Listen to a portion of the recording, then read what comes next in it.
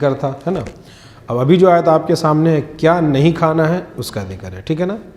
انما حرم علیکم المیتۃ والدم ولحم الخنزیر، بے شک تمہارے اوپر المیتہ مردار، ہے نا، مردار مرا ہوا جانور وغیرہ، اور والدم خون، خون بہتا ہوا خون، ولحم الخنزیر سور کا گوشت، وما اہل بہ لغیر اللہ، وما اہل بہ لغیر اللہ، جس جانور کو غیر اللہ کے نام پہ ذبح کیا گیا، یعنی جس کو ذبح کیا جاتا ہے اس پر اللہ کا نام نہ لیا جائے، یا چڑھاوے کا جانور ہو، ہے نا. بہت جگہ آپ دیکھتے چڑھایا جاتا ہے، یا مسلمانوں میں بھی یہ چیزیں ہیں، جیسے محرم کے ٹائم میں آپ دیکھتے ہیں کون مرغا، بولیے لال مرغا، فلاں صاحب کے نام پہ، فلاں صاحب کے نام پہ.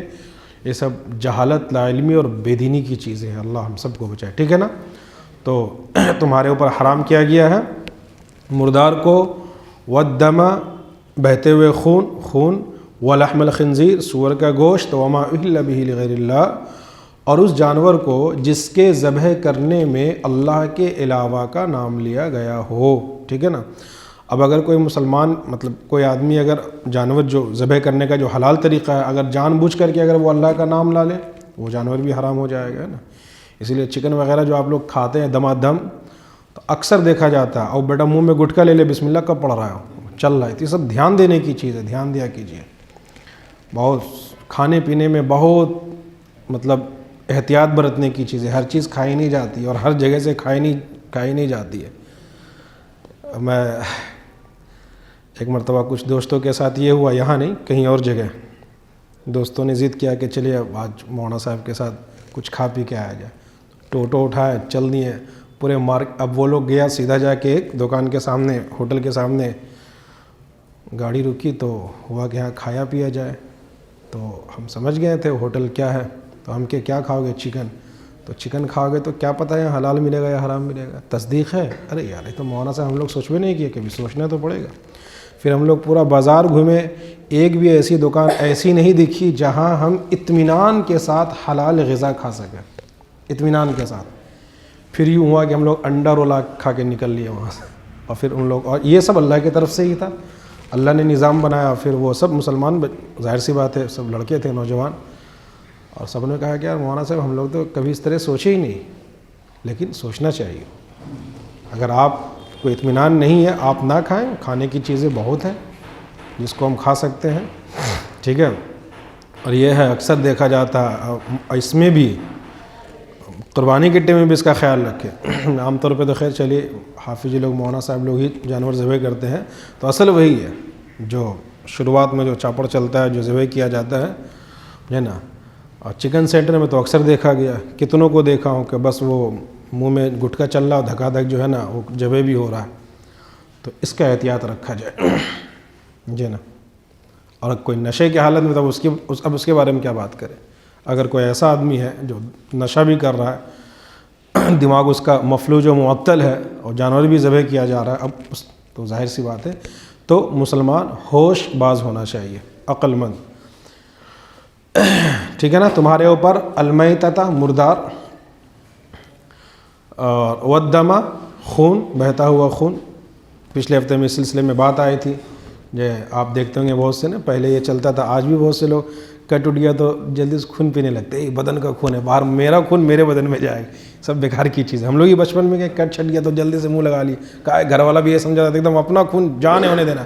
جو خون نکل کے بہہ جائے وہ ناپاک ہو گیا ہے نا. اور بھی تو گندگی بدن سے نکلتی ہے نا، تو یہ بھی گندگی ہے، ناپاک گندگی ہے یہ، ٹھیک ہے. وما الا بہ لغیر اللہ، ٹھیک ہے. اور وہ جانور جس کو ذبح کیا گیا اور اس پر اللہ کے علاوہ کا نام لیا گیا، تمام چیزیں اس کے اوپر ہے. فمن استرہا، اب ایک استثنائی شکل ہے. دیکھیں توجہ رکھیں، درس قرآن جمعہ کا بیان نہیں ہے کہ آپ بات بھی کرتے رہیں گے تو چلے گا. ابھی آپ دھیان سے نہیں سنیے گا تو پھر کچھ کا کچھ سمجھ لیجیے گا. لیکن ایک حالت ہے اس کو دے، فمن اضطر، جو مجبور ہو جائے اور وہ اس میں سے کھا لے جان بچانے کے لیے، لذت کے طور پہ نہ کھائے اور وہ ضرورت سے زیادہ نہ کھائے. کیا مطلب؟ کبھی انسان کسی ایسے سچویشن میں ہے کہ اب اس کے پاس یہی حرام چیزیں کھانے کو ہے، اور بھوک کی ایسی شدت ہے اور اس کے پاس کچھ بھی نہیں ہے، ٹھیک ہے، اگر وہ نہ کھائے تو مر ہی جائے گا. تو اب ان چیزوں کے بارے میں قرآن کہہ رہا ہے کہ اگر وہ بالکل ہی مجبور ہو جائے، چونکہ جان بچانا بھی فرض ہے۔ اب خوبصورتی آگے دیکھیے، اگر وہ بالکل ہی فمن استر، بالکل بیچارہ مجبور ہو گیا، اس کے پاس کچھ بھی نہیں ہے، غیر باغ، تو اب وہ پیٹ بھرنے کے لیے نہیں کھائے گا بلکہ زندہ رہیں۔ غیر باغ وہ کھائے لذت کے لیے نہ، ارے مزہ آ رہا کھاتے جا، اور ولا عادن، ضرورت سے زیادہ حد سے آگے بڑھنے والا بھی نہ ہو، یعنی اتنا ہی کہ جتنا میں اس کی جان بچ سکے، ٹھیک ہے۔ اب یہ جو اس کا کھانا ہے فلا اثم علیہ، اگر وہ سخت مجبور ہو کر کے اتنا کر لیتا ہے فلا اثم علیہ، تو انشاءاللہ فلا اثم علیہ، تو اس کے اوپر کوئی گناہ نہیں ہے، ٹھیک ہے نا۔ ان اللہ غفور الرحیم، دیکھیں کتنی خوبصورت بات ہے نا، اسلام کی کتنی کیا ہی خوبصورتی ہے اس کے اندر۔ ان اللہ غفور الرحیم، اور بے شک اللہ تبارک و تعالی بڑا غفور، معاف کرنے والا اور بڑا رحم کرنے والا۔ آگے دیکھیے، ان الذین یکتمون ما انزل اللہ من الکتاب ویشترون به ثمنا قلیلا، جو لوگ اللہ کے نازل کرتا کتاب میں سے چھپاتے ہیں، جو لوگ یکتمون اس چیز کو چھپاتے ہیں جو اللہ تبارک و تعالیٰ نے کتاب میں نازل کیا ہے، ویشترون بھی، اور اس کو سستے دام میں اس کا سودا کرتے ہیں، ثمنا قلیلا، تھوڑی سی حقیر قیمت میں اس کا سودا کرتے ہیں، دراصل یہ وہ لوگ ہیں جو اپنے پیٹوں میں، پیٹوں میں ما یاکلون الا النار، آگ بھرتے ہیں، آگ کھاتے ہیں۔ دراصل وہ ما یاکلون وہ نہیں کھاتے ہیں مگر اپنے پیٹوں میں آگ، یعنی کہ دراصل یہ وہ لوگ ہیں یعنی جو قرآن کو بیچتے ہیں، جو بھی اصل اس میں مراد وہ جو کیا کہتے ہیں یہود اور نصارہ کے جو اس وقت کی جو آسمانی کتابیں تھیں، توریت ہے، انجیل ہے، خاص طور سے جو یہودیوں کی کتابیں تھیں، اور اس میں اس وقت کے لوگ، ابھی بات اور آگے آئے گی کہ اللہ تبارک و تعالیٰ بالکل حق اور وضاحت کے ساتھ جب کتابیں نازل فرما دی، حق کے آ جان، اے بھائی تے لوگ وضو بنا، ڈھاک پٹک دیں گے یہیں پر سے، چپ چاپ سے وضو بنا کے سیدھا اندر آ، بڑا ہو اللہ مچیلے ہے، ٹنیا لو بڑھ کر رہتا تھوڑے ہرکا دیتے لوگ، ایسے لیے ہرکا دیا۔ سنو ادھر دیکھیں، اولئک ما یاکلون فی بطونہم، ٹھیک ہے، تو یہود کے جو لوگ ہوا کرتے تھے، حق ہدایت واضح طور پر آ جانے کے بعد وہ لوگ اس کو چھپا لیا کرتے تھے اور پیسہ لے کر کے غلط مسئلہ بتا دیا کرتے تھے، ٹھیک ہے، یہ ساری چیزیں ہوتی تھی، ہے نا۔ ہدیہ، رشوت، ہدیہ، وہی نا، نام بدلنے سے تو چیز نہیں بدل جائے گی جی، لون کہہ دینے سے تو، یا میں نے اس سے پہلے بھی کبھی کہا کہ سونے کے کٹورے میں اگر شراب رکھ دیا جائے یا پیشاب رکھ دیا جائے تو سونے کے کٹورے ہونے کی وجہ سے اس کی حیثیت نہیں بدل جائے گی، ہے نا، یہ چیز ہے۔ اور ہیرا کو اگر بالکل 2 روپے کے تشت میں رکھ دیا جائے تو ایسا بھی نہیں کہ اس کی قیمت گھٹ جائے گی، ٹھیک ہے نا، تو یہ چیز ہے۔ ان الذین، جو لوگ اس چیز کو چھپاتے جو اللہ نے کتاب میں نازل کیا اور اس کو سستی قیمت میں اس کا سودا کرتے ہیں، یہ وہ لوگ ہیں جو اپنے پیٹوں میں آگ کو کھاتے یعنی کہ بھرتے ہیں۔ اللہ تعالیٰ قیامت کے دن اسے بات نہیں کرے گا، ولا یزکیہم، اور ان کو پاک صاف نہیں کرے گا، وَلَهُمْ عَذَابٌ أَلِيمٌ، اور ایسوں کے لیے دردناک عذاب ہے۔ چونکہ بہت گناہ ایسا بھی ہوگا نا کہ اللہ تعالیٰ گناہ کیا کہتے ہیں ڈینٹنگ پینٹنگ ہو جائے گا جہنم میں، اور ڈینٹنگ پینٹنگ کے بعد اللہ تعالیٰ چاہیں گے تو اس کو ڈال دیں گے، ہے کہ نہیں؟ لیکن یہاں پہ اللہ بالکل واضح کرے، وَلَا يُزَكِّيهِمْ، اللہ تعالیٰ ان کو گناہ سے پاک صاف بھی نہیں کرے گا، اور وہ ہمیشہ کیا رہیں گے، دردناک عذاب میں رہیں۔ ان لوگوں کے بارے میں، اچھا یہ صرف انہی کے لیے نہیں، اس آج کے دور کے لیے بھی ہے۔ اگر قرآن کے معنی اور مفاہیم اور مطالب کو چھپایا جائے، آج کے دور میں بھی اگر یہ چیزیں عام ہے، ہو ہی رہا ہے دنیا کے اندر کہ قرآن میں لکھا کچھ ہے، کہا، جیسا کہ میں نے اس سے پہلے کہا تھا، یہ جو آپ کے سامنے ایک آیت آئی تھی نا، کیا ہے یہ، یا ایھا الذین آمنوا استعینوا بالصبر والصلاۃ، لمبی بات ہوئی تھی کہ ایمان والو اللہ سے مدد چاہو صبر اور نماز کے ذریعے، صبر اور نماز۔ ایک مولوی صاحب کا میں دیکھ رہا تھا کلپ، وہ کیا بیان کر رہے تھے کہ دیکھو اللہ تعالیٰ تو خود کہہ رہا ہے کہ اپنے غیر سے مدد مانگو، صبر اور صلاح اللہ تو نہیں، یہ مطلب بیکار کی بات ہے بھائی۔ صبر اور صلاح مطلب یہ اس کے ذریعہ ہم اللہ کا قرب حاصل کریں۔ جیسے ایک بات آپ کے سامنے آئی تھی، ہم روزہ رکھتے ہیں، روزہ اللہ نہیں ہے، روزہ کے ذریعہ ہم اللہ کا قرب چاہتے ہیں۔ ہم حج کرتے ہیں، نعوذ باللہ حج یا خانہ کعبہ اللہ نہیں ہے، ہم اس عبادت کے ذریعہ، نماز اللہ کی عبادت ہے، صبر اللہ کے لیے یہ کام کیا جا رہا ہے، یہ اللہ نہیں ہے، اور اس کے ذریعے ہم اللہ کا قرب اور اللہ کی رضا اور اس طرح کی چیزیں ہیں۔ اب آپ جیسے سیدھے سادے لوگ بیٹھے اور ہم آپ کو اس آیت کو پڑھ کر کے ہم آپ کو گمراہ کریں کہ نہیں اس میں جو ہے نا اللہ کے علاوہ سے مدد مانگی جا رہی، تو کتنی عجیب و غریب بات ہے۔ میری بات سمجھ میں آ رہی ہے؟ آگے چلیے۔ ٹھیک ہے، اولئک الذین، تو اب ایسوں کے بارے میں اللہ کی کیا کہہ رہے ہیں کہ یہ وہ لوگ ہیں جو ہدایت کے بدلے الضلالہ گمراہی کو خریدتے ہیں، اور یہ وہ لوگ ہیں جو اللہ کی مغفرت کے بدلے عذاب کو خریدتے ہیں۔ فما، آگے دیکھیے اللہ کیا کہہ رہے ہیں، فما اصبرہم علی النار، اور یہ کیسے ہی ڈھٹائی کے ساتھ آگ پر ڈٹے ہوئے ہیں۔ کیا مطلب کہ سب کچھ جان کر بوجھ کر کے بھی یہ غلط کام ہے، اس کے باوجود بھی یہ اس غلط کام میں اڑے ہوئے ہیں۔ مطلب یہ ہوا فما اصبرہم علی النار کہ یہ اپنے آپ کے لیے دوزخ کی آگ میں ڈھٹائی کے ساتھ جمے ہوئے ہیں۔ ان کو پتہ ہے کہ یہ غلط کام ہے، یہ گناہ کا کام ہے، یہ جہنم والا کام ہے، پھر بھی یہ اس کام پہ اڑے ہوئے ہیں۔ ٹھیک ہے، ذالک بأن اللہ نزل الکتاب بالحق۔ دیکھیے یہ جو اوپر باتیں بتائی جا چکی ہے، بأن اللہ، بے شک اللہ تبارک و تعالیٰ نے نزل الکتاب بالحق، بے شک اللہ تبارک و تعالیٰ نے کتاب کو بالحق، حق کے ساتھ نازل فرما دیا۔ جو بھی آسمانی کتابیں ہیں اللہ تبارک و تعالیٰ نے ان میں جو بھی شریعت یا انبیاء نبی ہیں رسول ہیں اس وقت کے ماننے والوں کے لیے جو قرآن کتاب آسمانی کتابیں نازل ہوئی، اس میں تمام چیزیں آج بھی دیکھیں ہم سب لوگ ہیں، آپ کے سامنے کئی بار بات آئے، ہم سب مسلمان بیٹھے ہیں، ہم ذرا سوچیں جو قرآنی احکامات ہیں ہم کتنا اس پر عمل کر رہے ہیں۔ پردے کا معاملہ لے لیجئے، اور بھی شراب کی حرمت کی بات لے لیجئے، ہے نا، سود ہمارے ہاں سختی کے ساتھ سود کی حرمت ہے، اور بالکل اچھے سے اچھے، اللہ معاف کرے یار، مطلب کیا کروں، حالات ایسے، کئی بار جب سڑک سے گزرنا ہوتا، جو لوٹری بیچتے اچھے داڑھی ٹوپی والا ہوتا، نماز پڑھ کے جامع مسجد سے نماز پڑھ کے نکلے اور چائے پیتے پیتے وہ لوٹری کا خرید و فروخت ہو رہا ہے، اور کتنی حجاب نقاب پوش مستورات کو میاں بیوی مل کر کے وہ نمبر ملا رہا ہے۔ بھائی اب اس کے آگے کیا ہی کہا جائے، یہ حرام ہے، اللہ ہم سب کو اس کی سمجھ دے۔ 1 روپے بھی اگر اس سے اگر ہم کو آ رہا ہے، لاکھ کروڑ تو بہت دور کی بات ہے، اگر ہمارے اندر ذرہ برابر بھی ایمان ہے تو ہم اس سے رکیں گے، بالکل رکیں گے۔ کہاں تھے ہم؟ ٹھیک ہے، تو ہمارے پاس بھی جو آسمانی کتاب قرآن ہے، کتنی وضاحت کے ساتھ حق اور سچ اور باطل اور غلط کو اللہ نے کتنی وضاحت کے ساتھ بیان فرما دیا۔ اب ہمارے اوپر ہے نا، ہم عمل کر کے قرآنی احکامات اور قرآنی حکموں پہ عمل کر کے ہم اپنی آخرت بنا لیں، یا قرآن کے حکموں پہ عمل نہ کر کے دنیا بھی برباد ہو جائے گی، آخرت تو برباد ہوئی سو ہوئی، دنیا میں بھی ہم سرخرو نہیں ہو پائیں گے۔ آگے دیکھیں، ٹھیک ہے، ذالک، تو یہ وہ باتیں ہیں کہ اللہ تبارک و تعالیٰ نے کتاب میں حق اور بالحق، حق کے ساتھ نازل فرما دی ہے۔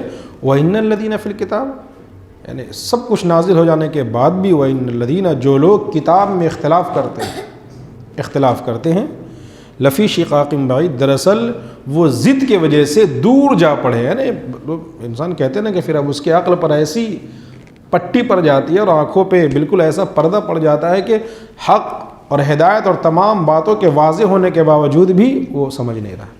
جس کو میں نے کبھی کہا تھا کہ 4 پنچے، بولیے 4 پنچے کتنا ہوگا، آپ بولیے 20، ہم بولیں گے 21، نہیں مانیں گے تو کیا کر لیجیے گا۔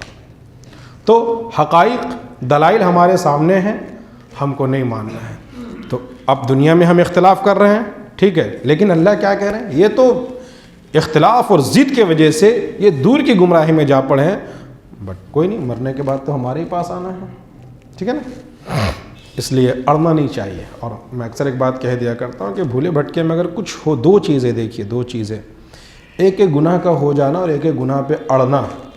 گناہ تو ہوگا، اللہ غفور الرحیم ہے، اللہ بڑے غفور ہے، اللہ نے ہم انسان کو بنایا ہی اسی لیے ہے کہ ایک ایسی مخلوق بناؤں گا کہ جس سے کمی کوتاہی بھی ہوگی اور پھر وہ میرے پاس آ کر کے وہ مخلوق روئے گی تو مجھے اچھا لگے گا، یہ اللہ کو پسند ہے۔ لیکن یہ کہ ہم گناہ پہ اڑے رہیں، ڈٹے رہیں، سمجھانے والے سے لڑ جائیں، بجھانے والے سے لڑ جائیں، اور انہی کو کہے کہ نہیں آپ نہیں سمجھیے گا، آپ نہیں سمجھیے گا، آپ تو نہیں سمجھیے گا، ٹھیک ہے،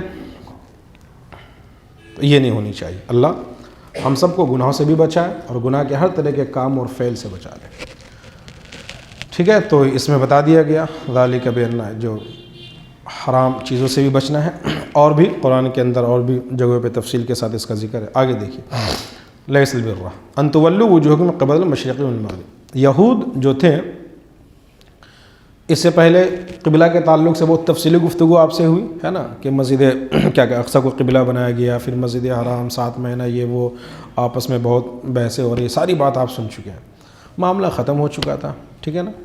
اور آپ کے سامنے بات آئی کہ قبلہ اصل نہیں ہے، اس بات پہ لڑنا کہ ہم ادھر منہ کر کے نماز پڑھتے ہیں، ہم ادھر منہ کر کے نماز پڑھتے ہیں، اور اس بنا پر اپنی برتری اور برائی ظاہر کرنا، یہ اصل نہیں ہے. لیکن یہود کا مزاج یہ تھا کہ چونکہ ہم مسجد اقصیٰ کی طرف رک کر کے نماز پڑھتے ہیں، رک کر کے عبادت کرتے ہیں، تو چونکہ ہم ادھر رک کرتے ہیں اسی لیے ہم سب سے افضل اور بہتر ہے. یہ ان کے دماغ میں بہت سوار تھا. ٹھیک ہے، اب دیکھیے لیس البر ان تولوا وجوہکم. نیکی کی بات یہ تو نہیں ہے کہ تم مشرق یا مغرب کی طرف چہرہ پھیر لو، نیکی کی بات یہ نہیں ہے. مسلمانوں کو بھی سمجھایا جا رہا ہے، ان کو بھی، کہ یہ جو تم کر رہے ہو صرف قبلے کی لڑائی میں لڑے ہوئے ہو، اس سے آگے بھی بہت سا کام ہے. یہ فضول کی چیزوں میں ٹھیک ہے، بس قبلہ جیسا کہ آپ کے سامنے بات، اس کو لگا دی، تھوڑا اس کو لگا دی، کھڑکی لگا دی. قبلہ وہ اللہ کا ایک حکم ہے، جس حکم کے طرف، اب وہ ایسی چیز نہیں ہے کہ جس کے لیے مجلسیں قائم کی جاؤ، دن رات ایک کر دیا جائے، لڑائی جھگڑا ہو، اللہ چلا چلی، یہ تو کوئی ایسی چیز نہیں ہے. ٹھیک ہے نا، لیس البر ان تولوا، یہ تو کوئی نیکی نہیں ہے، اس میں تو کوئی نیکی ہے. لیس البر، نیکی اس میں نہیں ہے کہ تم اپنے چہرے کو مشرق و مغرب کی طرف کر لو. لیکن نیکی کیا ہے؟ اب آگے اللہ فرما رہے ہیں کہ یہ کام کرنے کا. مسلمانوں تم بھی بحث میں نہ پڑھو، چونکہ ہے ہم لوگ میں بہت سے لوگوں کو دیکھیے گا، اکثر جو لوگ جن کا دماغ مسلکی جھگڑوں میں زیادہ چلتا ہے، مسلکی جھگڑوں میں ہے، یہ کہے نہیں کیا، وہ کہے نہیں کیا، ایسے کہے نہیں کیا. مطلب بہت سے لوگوں کو آپ دیکھیں گے نا کہ وہ جہاں دو مسئلہ آپس جہاں سامنے آئے نا کہ وہ چائے تو پئیں گے 5 روپے کا، 2 منٹ میں آدھا گھنٹہ 1 گھنٹہ لڑائی کر لے گا آپس میں. اس کی کوئی ضرورت نہیں. اور آپ اکثر دیکھیں گے ایسے لوگ عمل سے بیزار ہوتے ہیں. وہ فجر کا نماز نہیں پڑھا ہوگا، وہ ظہر بھی نہیں پڑھا ہوگا، چہرے پہ داڑھی بھی نہیں ہوگی، اور گٹکا کھا رہا ہوگا، منہ میں گٹکا ہوگا، اور گندگی کے کھینی کھاتے کھینی لٹا رہا ہوگا، اور وہ مسلک پہ لڑائی کر رہا ہوگا. بات سمجھ میں آ رہی ہے؟ اکثر آپ دیکھیں گے جو لوگ بحث بازی کرتے ہیں، یہ اللہ کا مار ہوتا ہے ان کے اوپر کہ اللہ ان کو کیا عمل سے دور کر دیتا ہے. اور جو آپ یار ٹھیک ہے جیسے بھی آپ ہیں، ہم تو کمزور لوگ، ہم لوگ یار بہت زیادہ دین ہم لوگ جاننے والے جو جہاں ہیں، اپنے عالم دین جو بھی ہمارے بڑے علماء ہیں، ہم اپنے علماء کی بات سنیں، وہ جو اچھی باتیں ہمیں بتاتے ہیں ان کے مطابق ہم عمل کریں، اچھی باتوں پہ ہم عمل کریں. اور چونکہ دنیا میں بہت طرح کے لوگ بھی گھوم رہے ہیں، اس میں بھی ہمیں دیکھنا ہے. چونکہ میں نے اس سے پہلے بھی کبھی کہا تھا کہ یار داڑھی ٹوپی کرتا پجامہ والا عالم دین ہی نہیں ہوتا. اس کا بھی ہمیں انتخاب کرنا ہے، سلیکشن کرنا ہے، کہ ہم کسی ایسے کو اپنا قائد اور لیڈر نہ بنا لیں کہ جو ہمیں دین کا لیول لگا کے بددینی کے راستے پر لے جائے. یہ بھی بہت ضروری چیز ہے، بہت ضروری چیز ہے. کہ برانڈ ڈبہ میں نام برانڈ کچھ اور ہو اور اندر چیز جو ہے نا بغیر برانڈیڈ والی، تو یہ تمام چیزیں ہیں. تو اصل کیا ہے؟ عمل ہے. لیس البر، لوگوں نیکی یہ نہیں ہے کہ تم اپنے چہرے کو مشرق یا مغرب کی طرف کرو. نیکی کیا ہے؟ آگے دیکھیے. ولیکن البر، لیکن نیکی یہ ہے کہ من آمن باللہ، اللہ پر، والیوم الآخر، آخرت پر، والملائکۃ، فرشتوں پر، والکتاب، کتابوں پر، والنبیین، انبیاء علیہ الصلاۃ والسلام پر ایمان لایا جائے. نیکی اس کے لیے ہے، اس شخص کے لیے ہے. ایک ترجمہ بھی کریں گے، لیکن نیکی اس شخص کے لیے ہے کہ جو ایمان لائے اللہ پر، آخرت پر، فرشتوں پر، کتابوں پر، انبیاء علیہ الصلاۃ، نبی تمام انبیاء علیہ الصلاۃ والسلام پر. ٹھیک ہے، اب آگے دیکھیے. وآت المال علی حبہ، یہ دیکھیے، یہ آیت دیکھیے، اتنی بات آئی. وآت المال، اور علی حبہ، وہ مال کو خرچ کرے، علی حبہ، اس کی محبت کے باوجود. مال کی محبت، ظاہر سی بات ہے، پیسہ مال سب کی ضرورت ہے نا، پیسہ سب کی ضرورت ہے. مال کے محبت کے باوجود اس کو وہ خرچ کرے رشتہ داروں پر، یتیموں پر، مسکینوں پر، وابن السبیل، مسافروں پر. اور وابن السبیل کے ایک ترجمہ مہمان بھی کیا گیا، مسافروں پر، والسائلین، سوال کرنے والے، ضرورت مند سوال کرنے والے. ٹھیک ہے نا. اب سوال کرنے سے بھی اس کو خوب سمجھیے، پیشہ ور سائل نہیں بننا چاہیے، ہے نا. حدیث شریف کے اندر آتا ہے کہ جو مال بڑھانے کے لیے لوگوں سے سوال کرتا ہے. ایک وہ کہا جاتا ہے نا، کیا اپنے انڈیا میں یہ سننے میں آتا ہے کہ یہ فلاں لوگ ہیں، اس جماعت کے لوگ ہیں، اور وہ اپنے آپ کو ایک نام بھی رکھے ہوئے ہیں، اور ان کا بزنس ہے کہ بھیکے مانگے گا. ایسا آپ نے سنا ہوگا. یہ سب بیکار کی چیزیں ہیں. اور اپنا ایک نام بھی رکھ لیتے ہیں، ان کا بچہ، بوڑھا، جوان، عورت، مرد سب بھیکے مانگتا ہے. اور کہیں بچہ کا پیدائش کا خبر مل گیا تو وہاں جا کے ناشتہ پوڑیا ہم لوگ کے ادھر کہا جاتا ہے. یہ سب بیکار کی چیزیں ہیں. اللہ کے نبی علیہ الصلوۃ والسلام کی حدیث کا مفہوم ہے کہ جو مال بڑھانے کے لیے لوگوں سے سوال کرے، سوال کا دروازہ کھولے، تو کل قیامت میں غالباً مطلب یہ تو ہے کہ اس کے چہرے پہ ایک داغ تو ہوگا ہی کہ جس داغ سے وہ پہچانا جائے گا کہ یہ دنیا میں بھیک مانگا کرتا تھا۔ تو انسان کے ساتھ کبھی کوئی ایسی ضرورت آن پڑے اور اللہ ہم سبوں کو بچائے، ٹھیک ہے، اللہ ہم سبوں کو بچائے، تو ایک الگ چیز ہے۔ لیکن ایک انسان وہ اپنا بزنس بنا لے، ہٹا کٹا الو کا پٹھا جوان ہے اور بھیک مانگنے کا کام کرے، تو پھر یہ اس سے رکنا چاہیے۔ ابھی تو باقاعدہ پورا ایک جوان لڑکیاں، جوان عورتیں اور اس طرح کی چیزیں ہیں، گھر کے لوگ باقاعدہ، چونکہ مزہ مل جاتا ہے، ایک بار بھیک جہاں آپ مانگ لیے، مال آنے لگا بغیر محنت کے، پھر وہ مزہ آنے لگتا ہے۔ تو اللہ ہم سب کو بچے۔ ہاں واقعی کوئی ضرورت مند، اب ضرورت مند کسے کہتے ہیں بھائی؟ آپ کا دوست ہے، آپ کا قریبی، آپ اس کے ساتھ اٹھنا بیٹھنا کر رہے ہیں، آپ اس کے ساتھ چائے چکا کر رہے ہیں، ہو سکتا ہے کہ وہ ضرورت مند ہو، لیکن وہ اس کی خودداری ہے، اس کی غیرت ہے کہ وہ اپنا منہ آپ کے سامنے نہیں کھول رہا ہے۔ وہ مر جائے گا لیکن اپنا منہ آپ کے سامنے نہیں کھولے گا۔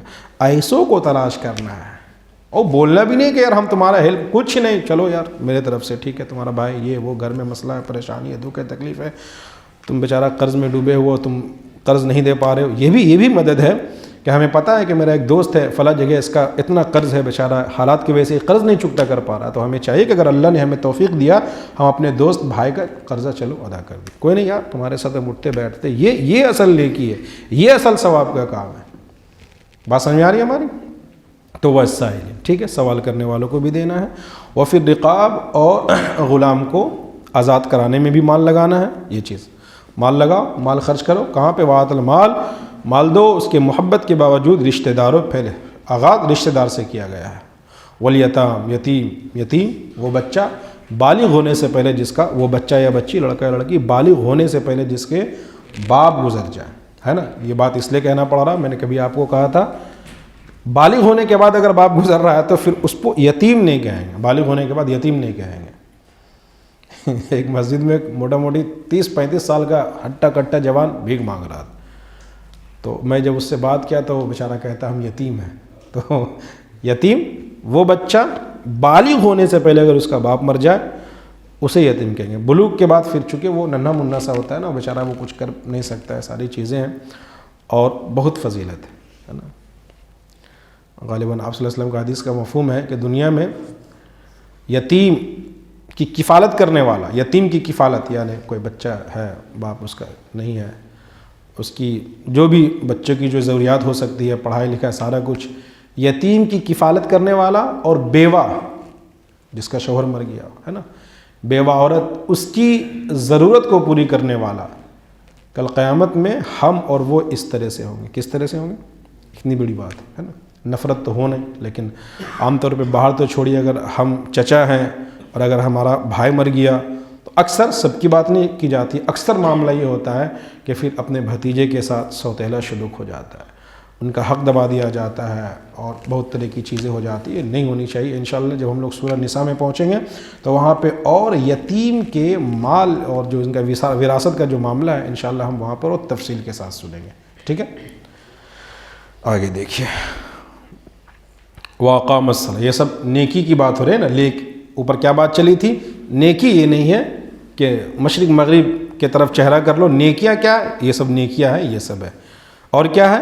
مال کو خرچ کرو، یتیم، مسکین، مسافر، کوئی آدمی سفر میں ہے، مان لیجئے سفر کر رہا ہے اور اللہ نے کرے سفر میں اس کے ساتھ کچھ ایسے حالات آ گئے، پاکٹ مرا گیا، آج کل کے اعتبار سے پہلے چونکہ پیدل سفر ہوتا تھا، جانوروں پر سفر ہوتا تھا، ابھی ٹیکنالوجی کی ترقی ہے، تو اب جیسا کہ اب بیچ میں آپ یہ بہت سنتے تھے نا کہ کیا وہ راستہ میں سونگھا دیا، کھلا دیا، سب سامان لے کے غائب ہو گیا، بیچارہ مالدار ہے، پیسہ والا ہے، لیکن اب سفر، حالت سفر میں ہے وہ، ہے نا؟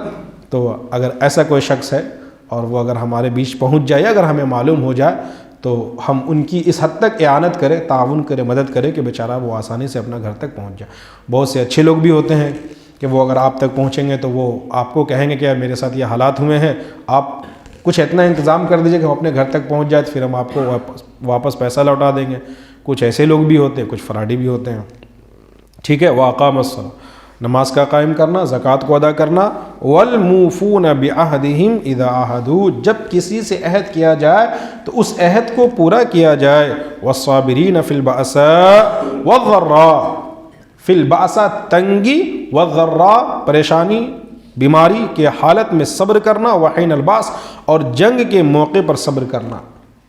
اب لین سے دیکھیے، نیکی اس بات میں نہیں ہے کہ تم اپنے چہرے کو مشرق و مغرب کی طرف کر لو، لیکن نیکی کیا ہے؟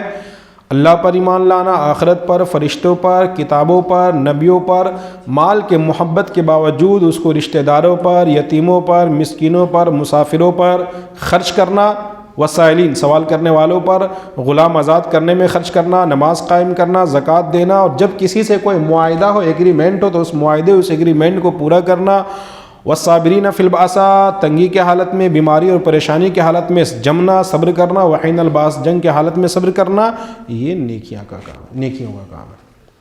اور اولئک الذین صدقوا، اب یہ صفات جن کے اندر ہے، دراصل یہی سچے اور پکے لوگ ہیں، وَأُولَئِكَ هُمُ الْمُتَّقُونَ، اور یہی پرہیزگار اور نیک لوگ ہیں۔ ٹھیک ہے، یا ایھا الذین آمنوا کتب علیکم الصیام کما کتب علی الذین، یا ایھا الذین آمنوا کتب علیکم القصاص فی القتل الحر بالحر والعبد بالعبد والانثى بالانثى فمن عفی له من اخیہ شیء فاتباع بالمعروف واداء الیہ باحسان ذلک تخفیف من ربکم ورحمہ فمن اعتدی بعد ذلک فلہ عذاب علیم۔ اس کو دیکھیے، یہاں پہ آپ مسلسل ایک بات سنیں، اب یہاں بالکل ایک نئی بات اب یہاں پہ سے شروع ہو رہی ہے۔ ٹھیک ہے، قصاص شریعت کا ایک مسئلہ ہے، حدود اور قصاص۔ اگر کوئی کسی کو جان بوجھ کر قتل کر دے، مرڈر کر دے، جان مار دے، ہتیا کر دے، ٹھیک ہے نا، تو اب اس سلسلے میں بات آ رہی ہے۔ اللہ کے نبی علیہ الصلوۃ والسلام کے زمانے میں، اس وقت زمانہ جاہلیت میں، لوگ کرتے کیا تھے کہ قتل کرتا تھا کوئی، قصاص تو اس وقت بھی تھا، قصاص میں نے وہی بدلہ، خون بہا بدلہ، اگر ہم نے کسی کو قتل کیا تو بدلے میں ہم کو قتل کیا جائے گا، ٹھیک ہے، جان بوجھ کر قتل کیا گیا تو قتل کی 5 قسمیں ہیں، قتل عمد ہے، قتل خطا، سب چیزیں ہیں، تفصیل ہے اس میں، کہاں تھے ہم۔ تو اس وقت ہوتا یہ تھا، قصاص تو تھا، بدلہ تو تھا، لیکن قتل کرتا کوئی تھا اور بدلے میں قصاص کسی اور سے لیا جاتا تھا، ٹھیک ہے۔ ہم مان لیجئے سماج کے باہوبلی ہے، بڑا آدمی، اور ہم کسی کو قتل کر دیے، اب اگلا چڑھائی کیا کہ بھائی، تو اب بدلے میں اب ہم کیا کرتے تھے کہ ہم ہی اپنے میں کسی کو، چلو ہم تو نہیں مریں گے، اس کو مار دو، ٹھیک ہے۔ کوئی عورت کسی کو قتل کر دیتی تھی تو قرآن ابھی آپ کے سامنے بات آئے گی، تو اب بدلے میں اس عورت کو قتل نہیں کر کے کسی مرد کو قتل کرے، یہ تمام طرح کی چیزیں تھیں، لیکن اسلام نے صاف لفظوں میں کہہ دیا کہ اے ایمان والو، تمہارے اوپر القصاص، مقتولین کے سلسلے میں قصاص کو، بدلہ لینے کو فرض کیا گیا، کتبہ لکھ دیا گیا، لازم۔ الحر بالحر، آزاد کے بدلے آزاد، والعبد بالعبد، غلام کے بدلے غلام، والانثى بالانثى، عورت کے بدلے عورت، یعنی جو قتل کیا ہے قصاص اسی سے لیا جائے گا۔ بات سمجھ میں آ رہی ہے؟ جو قتل کیا، یہ نہیں کہ قتل ہم کیے ہیں اور ہم اپنے جگہ اگلے لوگ جن کو ہم قتل کیے، ہے نا، وہ مقتول جس کو کہا جاتا ہے، اگر ان کے گھر خاندان کے لوگ، پھر یہ ہوا کہ جب ظلم ثابت ہو گیا کہ یہی کلر ہے اور یہی کیا مرڈر کرنے والا ہے، تو اب یہ نہیں ہو سکتا ہے کہ جب جرم ثابت ہو گیا کہ قاتل ہم ہیں تو میرے جگہ کسی بے گناہ کو قتل کیا جائے، سوال ہی پیدا نہیں ہوتا۔ تو یہ اس طرح کی چیزیں ہوا کرتی تھی، ٹھیک ہے نا۔ تو شریعت نے صاف کیا کر دیا، الحر بالحر، آزاد کے بدلے آزاد، غلام کے بدلے غلام۔ اور اگر کسی عورت نے کسی کو قتل کیا، اگر کوئی عورت کسی مرد کو قتل کیا ہے تو بدلے میں اسی عورت کو قتل کیا جائے گا۔ کوئی مرد کسی، یہ سب ہوتا تھا، اگر کوئی مرد کسی عورت کو قتل کر دیا تو بدلے میں اس مرد کو نہیں، کسی عورت کو قتل کر دیا جاتا تھا۔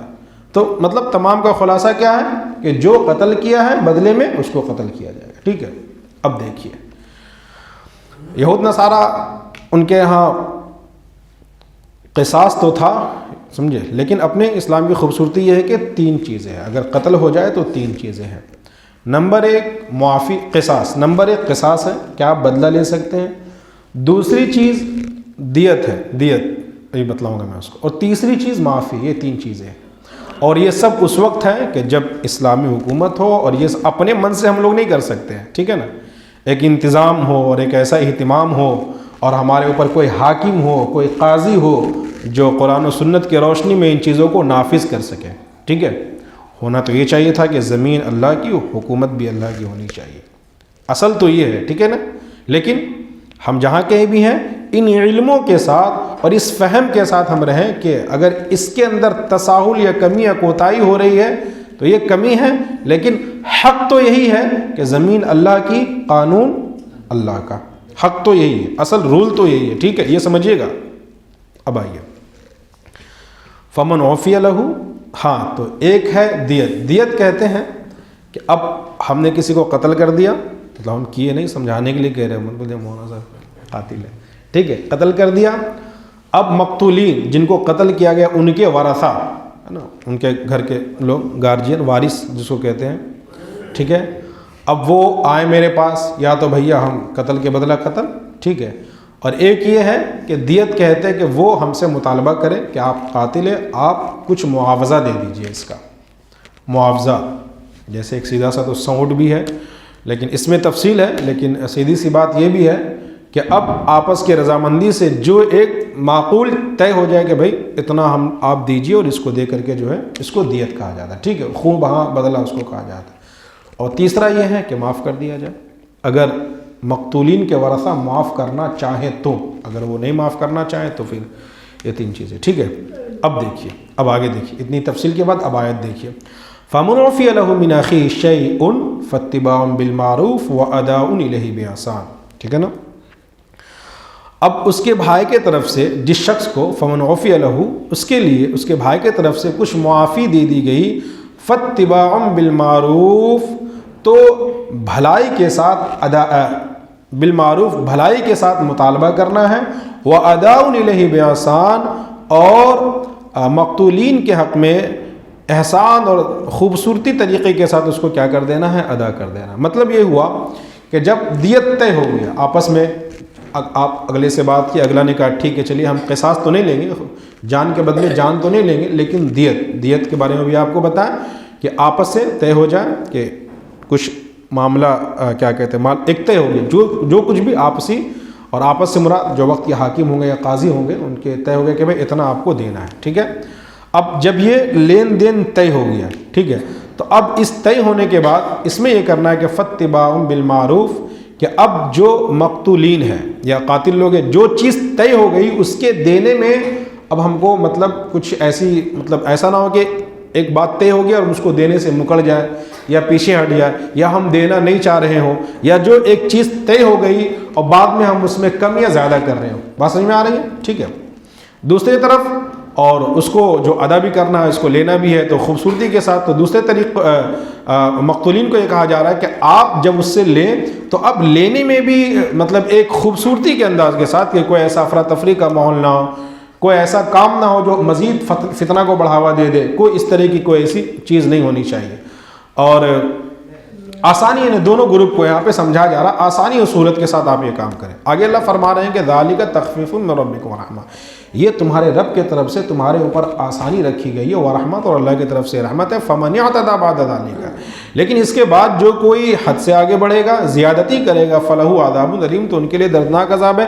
زیادتی کرے گا کا مطلب پھر یہیں پر بات آئے گی دونوں چیز، کہ جیسے ہم قاتل گروپ میں سے تھے، اب طے ہو گیا کہ بھائی ہم کو اتنا دینا ہے، اب ہم زیادتی کیا کر رہے ہیں، اب ایک بات جب طے ہو گئی تو ہم اس سے پیچھے ہٹ رہے ہیں، ہم دینا نہیں چاہ رہے، ٹھیک ہے۔ اور مقتولین کی طرف سے زیادتی کیا ہو رہی ہے کہ جب ہم مقتولین کے ورثہ کو جو چیز طے ہوئی ہم وہ دے دیے، اب دینے کے بعد وہ لوگ کیا کیا، مال بھی لیا، اس کے بعد پھر آ کر کے قتل کر دیا۔ اب یہ غلط بات ہوئی نا، جب آپسی رضامندی سے ایک بات طے ہو گئی کہ ٹھیک ہے اتنا سامان یا اتنا چیز دے دیا جائے اور معاملہ رفع دفع تک کر دیا جائے، اور اگلے نے کیا کیا کہ وہ مال بھی لے لیا، دیت بھی لے لیا، اور دیت لینے کے بعد مزید کیا کیا، قتل بھی کر دیا، تو یہ تو غلط بات ہوئی نا۔ اسی کو کہا گیا کہ ان سچویشن کے بعد، یہ معاملہ ہو جانے کے بعد جو زیادتی کرتا ہے تو اللہ کہہ رہے فلہ عذاب علیم، اب یہ غلط کر رہا ہے اس کے لیے دردناک عذاب ہے، ٹھیک ہے نا۔ بس تھوڑا سا وَلَكُمْ فِي الْقِصَاصِ، ہاں یہ دیکھیے یہ آیت، وَلَكُمْ فِي الْقِصَاصِ حَيَاتٌ يَا أُولِي الْأَلْبَابِ لَعَلَّكُمْ تَتَّقُونَ، اور تمہارے لیے قصاص میں زندگی ہے، حیات، اے عقل والو، لعلکم تتقون، تاکہ تم بچو، یعنی کہ قتل اور مرڈر اور اس طرح کے ہتھیا کرنے سے بچو اور پرہیزگاری سے کام۔ کیا مطلب؟ وَلَكُمْ فِي الْقِصَاصِ حَيَاتٌ، بسا اوقات دیکھا جاتا ہے کہ دنیا میں مرڈر کا سلسلہ شروع ہوتا ہے، آپ میرے باپ کو مارے، ہم آپ کے باپ کو مارے، پھر چچا کو مارے، پھر ہم بھی مارے، پھر وہ بھی مارا، پھر یہ بھی مارا، سلسلہ چلتے چلتے پورا خاندان قبیلہ تہس نہس ہو جاتا ہے، آپ دیکھتے ہیں اس دنیا میں۔ لیکن اگر شروع میں ہی ایک قتل اگر ہم سے ہوا اور فوراً جب قصاص کا مطالبہ کیا گیا، بدلے میں ہم کو ہی قتل کر دیا گیا، اب بتائیے جب شریعت کے ایک حکم کو اگر یہاں پہ نافذ کر دیا جائے تو اب بعد میں یہ سلسلہ آگے بڑھے گا۔ تو بظاہر دیکھنے میں تو یہاں پہ ایک قتل ہے، اور اس ایک قتل کی وجہ سے کتنی جانیں بچ رہی ہیں۔ آج بھی جو دنیا میں جو قتل و غارت گیری ہے، چونکہ انسان کا مائنڈ سیٹ ہے کہ کیا ہوگا، قتل کرنے بہت ہوگا، چند سال جو ہے نا جیل ہم جھیل لیں گے، یہ کر لیں گے، وہ کر لیں گے، اور سب سیٹنگ چھوٹ جائے۔ اس کی وجہ سے آپ جو دیکھ رہے ہیں زمین کے اندر فساد ہے، قتل و غارت گیری ہے۔ قرآن کی خوبصورتی دیکھیے، قرآن کیا کہہ رہا ہے کہ دراصل تمہارے لیے قصاص میں حیات زندگی ہے، کہ ایک حکم اگر قصاص کا نافذ کر دیا جائے تو دوبارہ ظاہر سی بات ہے کہ کوئی قتل کرنے کی ہمت ہی نہیں کرے گا، اور پھر جب کوئی قتل کرنے کی ہمت نہیں کرے گا تو قتل نہیں ہوگا، اس طرح سے کتنے لوگوں کی زندگی بچ جائے۔ اسی کو قرآن کیا کہہ رہا ہے کہ وَلَكُمْ فِي الْقِصَاصِ حَيَاتٌ، کہ تمہارے لیے قصاص میں دراصل زندگی ہے۔